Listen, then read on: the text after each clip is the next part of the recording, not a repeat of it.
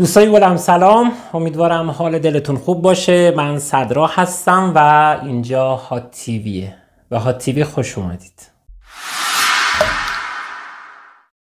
با یکی دیگه از برنامه‌های ارتباط با ارواح و موجودات غیر ارگانیک در خدمت شما هستم.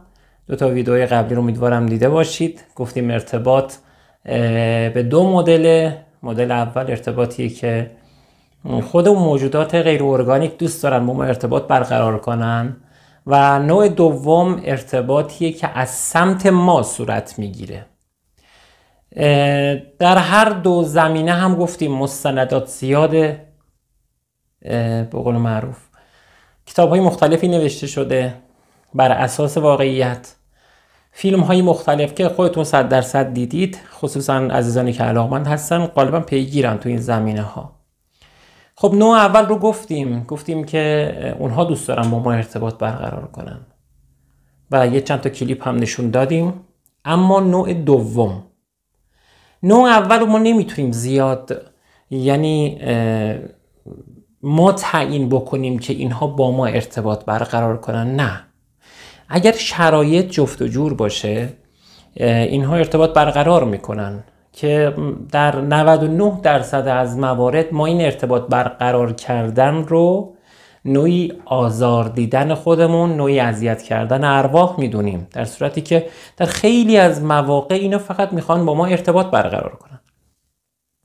خب در نوع اول ما نمیتونیم زیاد تعیین کننده باشیم که اینا حتما باید با ما ارتباط برقرار کنند. اما در نوع دوم، یعنی ارتباط برقرار کردن از سمت ما، خب خیلی کارها میشه انجام داد. نوع غالبش هم احضار ارواح. البته واژه احضار که یک واژه عربی هست، یعنی حاضر کردن، زیاد مناسبت نداره، حال توضیحاتش بماند. بیشتر واژه ارتباط رو میارن، ارتباط با ارواح، ارتباط با آرزم خدمت شما که اجنه. حالا من 8 ویدئو حاضر کردم. در این 8 ویدئو ما تلاش های انسان ها رو میبینیم برای ارتباط برقرار کردن که معمولا با شکست مواجه میشه. حالا دلیلش رو حتما یا در این ویدئو یا در ویدئوهای آینده حتما خدمتتون عرض میکنم. خب بدون معطلی بریم سراغ ویدئوها. ویدئوی اول که انتخاب کردم ویدئویی است که یک یوتیوبریه که در شب هالووین میاد احضار انجام بده، احضار روح، و مواجه میشه با یک روح بسیار خشمگین و بسیار عصبانی و برخوردی که با این یوتیوبر و با این احضار کننده انجام میده رو با هم میبینیم. YouTuber named Mellowbird tried playing a Ouija game.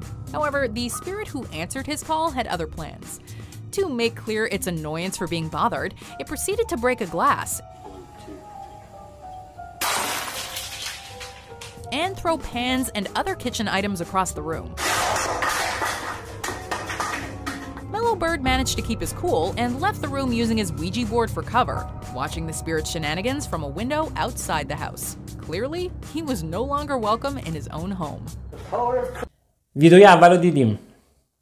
در بعضی از مواقع دوستان این اتفاق میفته که این معمولاً برمیگرده به موضوع اینکه در چه تایمی ما این کار رو انجام میدیم. خیلی مهمه.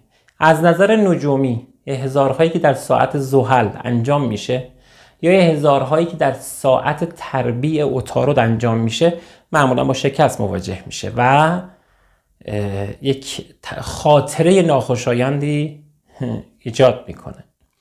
مثل همین یوتیوبری که بنده خدا شب هالووین اومد همچین کاری انجام بده و ببینید چقدر خشمگین و چقدر اون روحی که احضار شده بود عصبانی بود و چقدر با شدت باش برخورد کرد. در رابطه با ساعات، در رابطه با مکانها توضیحات رو میدم. در انتهای این ویدئو با من همراه باشید. خب ویدئوی دوم در مورد یک دختر خانومی به نام سارا که به اتفاق چند تا از دوستاش اینها میرن در یک انباری متروکه ارتباط برقرار کنن. ولی نتیجه‌ای که حاصل میشه نتیجه اصلاً خوشایندی نیست. چرا؟ چون بعد از اینکه حالا میبینیم چه اتفاقی میفته، اینها صداهای مرموزی که میشنون و اونجا رو ترک میکنن، یک شخصی با چراغ قوه چون شب دنبال اینها میکنه و در نهایت سارا گم میشه و اصلا هم پیدا نمیشه. Are y'all ready? Sure. Yeah. Bring it. One night, Sarah and her friends decided to play Ouija in an abandoned barn. Things started off rather low-key until the Gauss meter detected a presence which dialed up the pressure. If you're here, can you make a thump for us? Okay. After a few minutes of listening to mysterious sounds, they ran off in a panic. Oh shit. Yeah. Once they got outside, a man with a flashlight started chasing them. Sarah, however, is nowhere to be found. Sarah! Sarah! Where's Sarah? Sarah? متاسفانه همچین گزارشاتی شده، یعنی هم تو بحث احضار ارواح و هم احضار جن. موردی من دیدم در اردبیل کنونی، یکی بنده خدا، یکی از آشناهای یکی از دوستان بود، ایشون احضار زده بود بدون اذن. ببینید دوستان، حتما باید اذن داشته باشید. احضار جن کرده بود البته. اذن یعنی اجازه. شما باید از یه استاد عامل یعنی کی؟ یعنی عمل کننده، یعنی کسی که اونقدر از نظر روحی و از نظر معنوی رشد کرده، درست، که اصطلاحی که ما استفاده میکنیم، حرفش برای موجودات غیر ارگانیک خریدار داره، حرفش سنده. یعنی چطور بگم بهتون، وقتی این یه حرفی میزنه، وقتی این یه اوکی میده، اونها دیگه رو حرف این بنده خدا حرف نمیزنن. خب این میشه اذن، این میشه اجازه. اذن دو دسته است در حالت کلی، یا اذن عام داریم یا اذن خاص. ولذا همیشه هم میگم حتما دنبال استاد باشید بچه ها. استادی که واقعا حاذق باشه، یعنی واقعا ماهر باشه، مدعی تا دلت بخواد هست. مدعی تا دلت بخواد هست. طرف ادعا میکنه من همچین کاری میکنم، این کارو میکنم، اون کارو میکنم، ولی زمانی که پای عمل وسط میاد مثلا هیچی تو چنته نداره. هیچ وقت سرسپرده این افراد نشید که بیراهه میبرن شما رو دوستان. این بنده خدا بدون اذن استاد، این که تو اردبیل براش اتفاق افتاد، اومده بود و احضار زده بود. تو احضار بچه بخورات خیلی مهمه. بخورات چیزهایی هستن که باید دود کنید، باید آتیش بندازید. آتیشش هم مهمه. مثلا کسی که میخواد احضار بزنه، احضار فرض کنید مثلا مودتی بخواد بزنه، این حتما باید اون زغالی که بخور روش میریزه، باید اون زغال درخت سیب باشه، یعنی چوب درخت سیب. اگر اداوتی بخواد انجام بده باید چوب درخت بید باشه. تاجید بس به خاطر همین خیلی هستن یا اصلا جواب نمیگیرن یا اوضاع وخیمتر میشه، بدتر میشه. این بنده خدا حول و حوش سن 31-2 سال، ضربه‌ای که بهش خورد، سکته‌ای که کرد، هنوز بعد 10-15 سال هنوز گرفتاره. حتما استاد بالا سرتون باش. تو بحث احضار ارواح هم یه سری نکات رو من آخر ویدیو بهتون میگم، حتما اینها رو مراعات کنید. خواهشاً سرسری نگیرید. ویدیوی سوم رو میبینیم با هم. من یه توضیح اول خدمتتون بگم. تو این ویدیو جکسون استیسی و آلیس با یکی از دوستاشون اینها قرار میذارن که بعد از شیفت کاری بیان و در خونه جکسون بیان برنامه احضار رو پیاده بکنن، ولی یه تجربه داشته باشن. بعد اینجا که میان برنامه احضار رو پیاده بکنن، میبینن این پلانشه، اون نشانگر، فقط میره روی حروفی که وقتی این حروف رو با هم ترکیب میکنید واژه کشتن میاد. واژه کشتن. بعد جکسون کارشون که تموم میشه میاد و میره تو اتاق و به قول معروف اونجا مورد حمله قرار میگیره. با هم ویدیو رو میبینیم. Jackson, Stacy, and Alice decided to make their own Ouija board by writing down the letters of the alphabet and the words yes, no, and goodbye on a pizza box. Once their shift ended, they all met up at Jackson's house and got their board game ready to play. As soon as the game began, they were greeted by Susan, a well-meaning spirit. However, a malicious spirit soon took over with the intent to kill. Kill. They immediately stopped the game, but Jackson would get attacked behind a closed door soon afterward.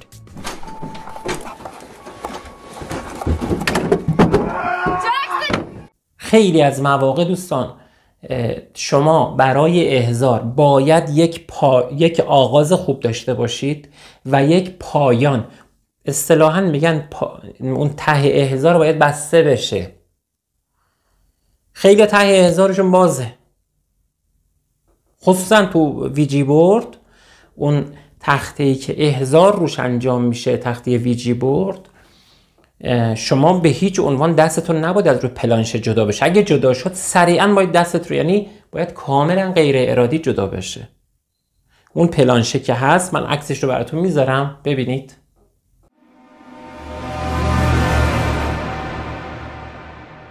این تخته ویجی بورد و اون پلانشه که روشه.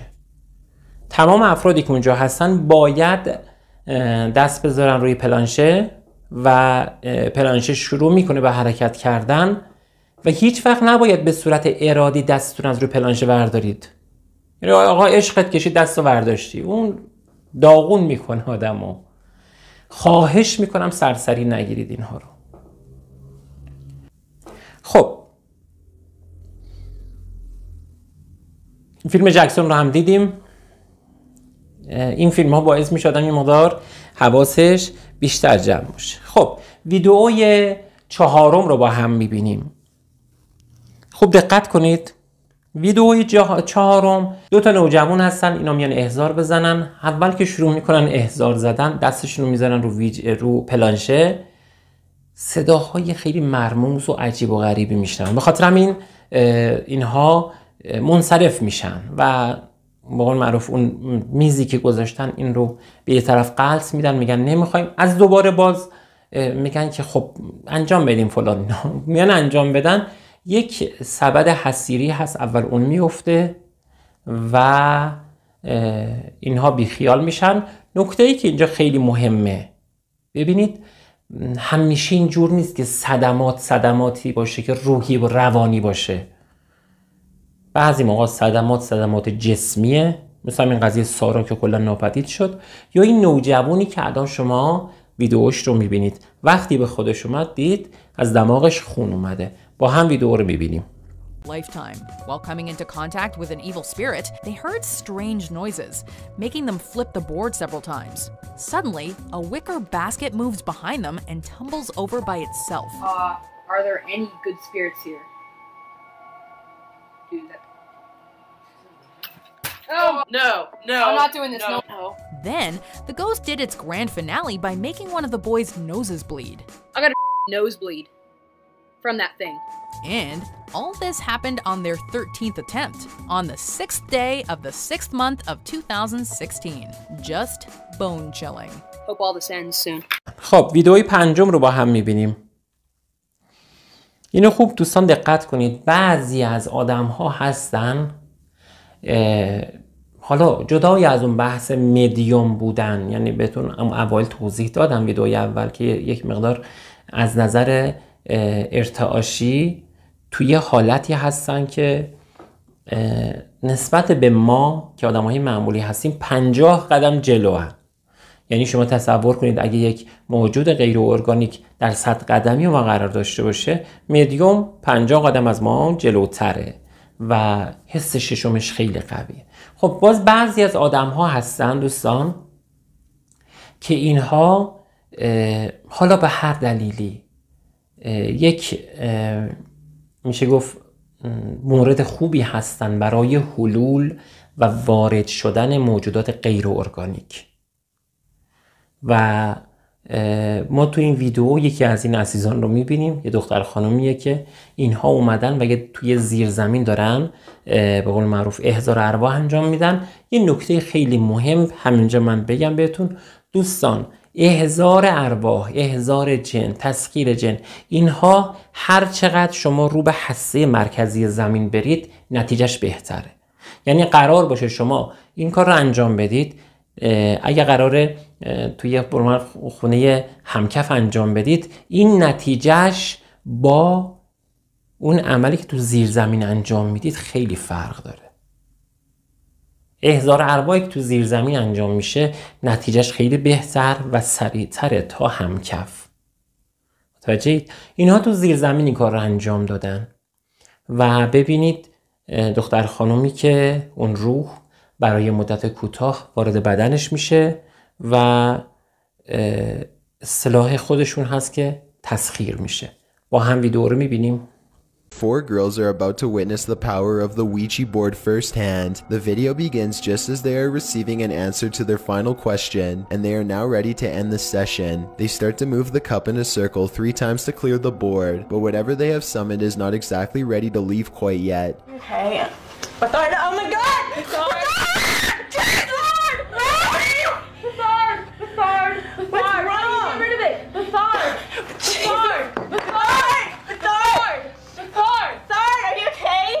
Just before the girls can cast the spirit back into its own dimension, it desperately leaps inside one of them and takes control. Then the possession ends as quickly as it began. They all rush in and one of the girls cradles her friends in her arms as she cries and trembles. They ask if she needs any water. Even though I'm not sure exactly what happened, I think it's safe to say that a glass of water probably is. خب امیدوارم از ویدیو خوشتون اومده باشه. البته این ویدیوها یک مقدار باعث میشه که آدم به خودش بیاد و واقعا به نظر من نباید سرسره گرفت. البته یه طوری هم نباشه که دستتون باز اگه هست، اگه استاد دور و برتون هست، تجربه کردن اینجور موضوعات خالی از لطف نیست. ولی اگه استاد دور و برتون نیست، دورش یه خط قرمز بکشید. خب ویدئوی بعدی رو با هم میبینیم. بچه تو این ویدئو 3 نفر هستن که اینها ویجی بورد آوردن، دستشون رو گذاشتن روی پلانشه و به قول معروف در حالت ریلکس اجازه دادن که این روح خودش این پلانشه رو تکون بده. دختر خانومی که در این گروه هست این میگه که من واقعا فکر میکردم این 2 نفر دوستای من به شوخی دارن همچین حرکتی رو انجام میدن و من داشتم مقاومت میکردم. پلانشه داشت مثلا میرفت سمت چپ، سمت راست، من داشتم مقاومت میکردم. بعد ببینید پلانشه به چه صورتی در میاد، به صورت عمود و بقیه جیغ و داد میکشن. با هم میبینیم. I'm done. Did you know it was short of spells? I thought Shane is playing a joke to get views. So I was trying to push it over to no, because we asked, is it in the house? And I was like, I'm just going to push it towards no. I don't want it to be in my house. And I couldn't. Like, it was physically forcing my hand this way, because I was trying to push it. I was like, I'm just going to push it towards no, and I couldn't do it. Okay, so sometimes if you're ghost hunting, you can... خب ویدئوی بعدی در مورد باز هم یک روحیه که یه جورای عصبانیه. 2 جوان رو تو این ویدیو میبینیم که اینا اومدن یه تخته ویجی بورد خودشون ساختن و اون پلانشه یه سکه است، ولی روحی که احضار میشه ظاهرا یک مقدار عصبانی هست و در نهایت بدون اینکه به یک نتیجه خاصی برسن این ویدیو با ترس تموم میشه، چون در حالی که دارن این کار رو انجام میدن یه نفر در میزنه و ببینید با هم ویدیو رو میبینیم. You don't need to buy an official Ouija board if you want to contact the dead. G-Money Gaming and his friend decided to do it themselves using a Ouija board that they made with a piece of paper and a plastic pointer. Little did they know how effective their design would turn out to be. G-Money begins asking if there are any spirits in the room with them, and he immediately gets a positive response. When he asks how many spirits there are, the answer is 2. By this point, G-Money and his friend are sufficiently scared, but they decide to keep going anyway. G-Money bravely asks the spirits what their names are, and he gets a dreadful response: Zozo and Mama. These 2 spirits are famous for haunting Ouija board users throughout the world, and they are even rumored to possibly be demons with strong ties to Satan. Zozo. Zozo. Oh my god, dude. What was that? What the heck was that? We need the intercession. خب به انتهای این ویدیو رسیدیم. قرار شد در انتهای ویدیو من چند تا نکته رو در رابطه با احضار ارواح بهتون بگم. ببینید دوستان، احضار ارواح رو در روزهایی که میگم به هیچ عنوان انجام ندید. در روز 6 ماه اصلا انجام ندید. روز 13 ماه به هیچ عنوان انجام ندید. و بعضی از اساتید میگن روز 25. من 25 رو تجربه ندارم، اما این 2 روز 6 و 13 رو تجربه دارم. اتفاقا کلیپی که در رابطه با اون 2 نوجوان بود که خون از دماغش اومد، این اتفاق در سال 2016 اتفاق افتاد، در 6 ماه و 6 روز اتفاق افتاد و خودتون دیدید که چه وضع اسفبار اینها پیدا کردن. پس در روز 6، روز 13 و روز 25 به هیچ عنوان احضار انجام ندید. اگر میخواید موفق باشید در احضار، حتما زیر زمین این کار را انجام بدید. و نکته‌ای که هست در رابطه با ساعاتش هست، در ساعات مربوط به ساعت عطارد، مثل طلوع آفتاب چهارشنبه. من ببینم اگه دوستان زیاد استقبال میکنن، حتما ساعات هفته رو در میارم بهتون میدم، میگم این ساعات انجام بدید و نتیجه بگیرید. ساعت عطارد بهترین ساعت برای این کار و ساعت شمس، طلوع آفتاب روز یک شنبه. البته این ساعات هی میچرخن، مثلا طلوع آفتاب روز یک شنبه میشه ساعت شمس، 8 ساعت دیگه باز تکرار میشه، 8 ساعت دیگه تکرار میشه. نکته سوم اینه که به هیچ عنوان شب این کار رو انجام ندید. حتی المقدور تا جایی که میتونید شب این کار رو انجام ندید. نکته چهارم اینه که افرادی رو که میارید تو این دسته سعی کنید تاق باشه. تاق یعنی چی؟ یعنی حالا اگر تکی خواستید انجام بدید که چه بهتر، نخواستید 2 نفر نیارید دوستان، همیشه اعداد فرد 1 3 5 7 الی آخر، غیر از 13. یادتون باشه غیر از 13، یعنی 13 نفر رو نیارید. بچه‌ها اعداد 13 و 33 خیلی داستان پشتشه. حالا من اینها رو حتما به موقع توضیح میدم براتون. اینها رو مراعات کنید. بعضی از دوستان میگن آقا ما یه عود روشن کنیم چطوره؟ خوبه، عود روشن بکنید، خوبه.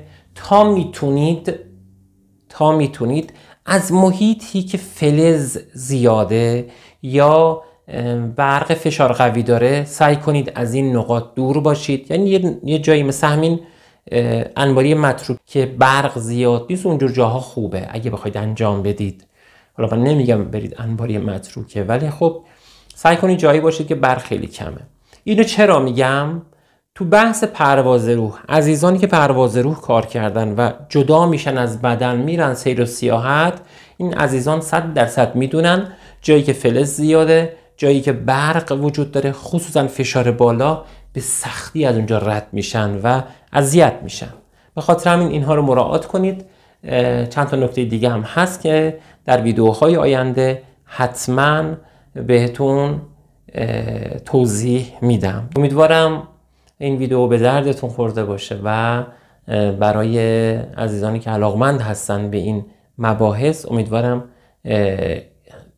یک مقدار اطلاعاتشون اضافه شده باشه. لایک و سابسکرایب یادتون نره حمایت کنید تا با دلگرمی بیشتر ویدیو بسازیم. موفق و پیروز باشید. خدا نگهدار.